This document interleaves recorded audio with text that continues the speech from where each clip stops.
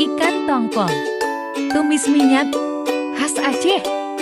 Tumis irisan bawang merah dan daun kari atau daun kemerui. Tumis sampai harum.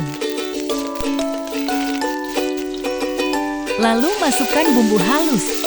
Cabai merah, cabai kecil, bawang merah, bawang putih, jahe, kunyit, ketumbar lada, dan asam sunti. Tambah air secukupnya. Nah, ini dia. Asam suntinya ya.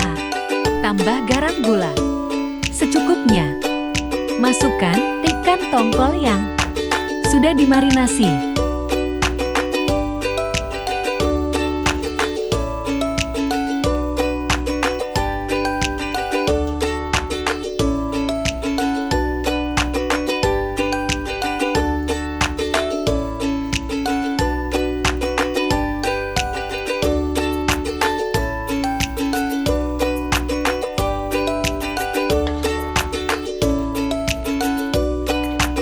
Masak sampai ikannya matang luar dalam.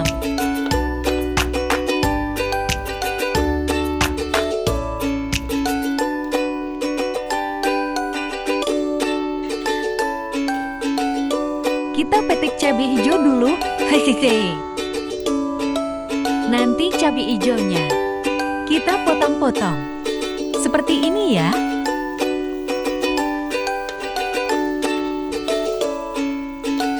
Balik dulu ikannya, biar matang sempurna. Hihihi.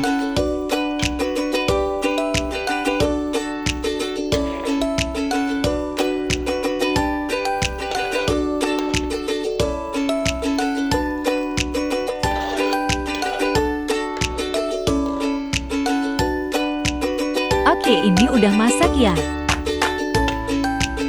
Selamat mencoba. Selamat menikmati.